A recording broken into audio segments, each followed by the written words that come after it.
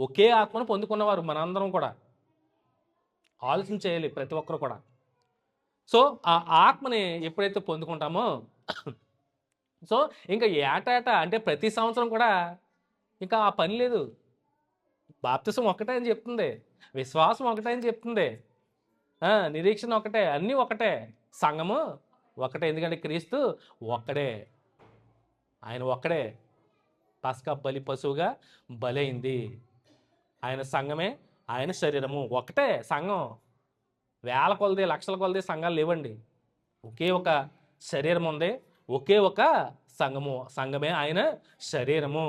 అంతే. సో, ఈ పండగల సాదృశ్యం ఆచరిస్తూ చివరాఖరికి దేనికిచ్చాడు పండగలు? అవన్నీ మర్చిపోయారు ఇజ్రాయేలీలు. ఆ! ఇజ్రాయేలీలు అందరూ ఈ పండగలు మర్చిపోయారండి మొత్తం. ఆళ్ళకి ఇష్టానుసారంగా ఇది పస్కా లేదు, ఏమీ లేదు. ఆయనకి కోపమొస్తది. పండగలు ఇచ్చాడు, పాటించమన్నాడు. ఎందుకు పాటించమన్నాడు? నేను చేసిన అద్భుత కార్యాలు, సూచక్రియలు మిమ్మల్ని అద్భుతంగా అరణ్య మార్గంలో 40 దినాలు మిమ్మల్ని నడిపించానే, దానికి సాదృశ్యంగా నేను జ్ఞాపకం ఉంచుకోమని నేను చెప్పానే, ఇవన్నీ మర్చిపోయి మీరు మీ సాంప్రదాయాలను అనుసరించి నడుచుకున్నారే, మీ పండగలు నేను అసహించుకుంటున్నాను. చూడండి ఆమోస్ గారు, మీ పండగ దినములను నేను అసహించుకొనుచున్నాను, వాటిని నీచముగా ఎంచుచున్నాను.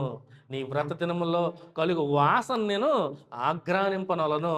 చూడండి, నాకు దహన బలులను నైవేద్యములను మీరు అర్పించను, నేను వాటిని అంగీకరింపను. ఈరోజు క్రిస్మస్ పండుగను కూడా ఆయన అంగీకరించడం.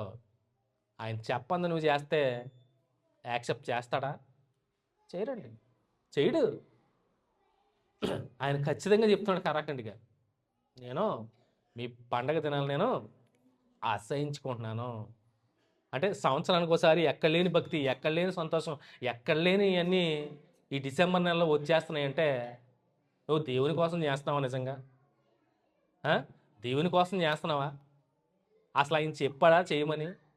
చెప్పలేదా? అసలు ఉందా లేదా ఏంటి? ఏం చెప్పలేదు. అంటే మనుషులు కల్పించిందే. నేను ఎప్పుడు అదే జ్ఞాపకం చేస్తాను, ఇప్పుడు అదే జ్ఞాపకం చేస్తాను. మార్క్సు వార్త పారంపర్యాచారాలు అంటే మనుషులు కల్పించుకున్న పద్ధతులనే మనం ఎందుకు పాటించాలి? కాన్స్టంటైన్ గారు మనిషే కదా. ఆయన రాజుగారు ఒక ఆర్డర్ పాస్ చేశాడు, చేయాలి క్రిస్మస్ పండుగ 25 అని ఆపాదించాడు. అందరూ కంటిన్యూ చేసుకున్నారు. దాంట్లో ఏంటంటే రాను విపరీతమైనటువంటి ధోరణి, విపరీతమైనటువంటి మన సత్యప్రస్ట్ గ్రూప్లో పెట్టినట్టున్నాను. ఎవరు మెసేజ్ ఎవరిది? జఫన్యా శాస్త్రి గారు. ఆయన చెప్పారా బాగా? నేనేం చెప్తే ఎక్కడ పెద్ద పెద్దోళ్ళు ఫేమస్ వాళ్ళు చెప్తే అర్థమవుతుంది.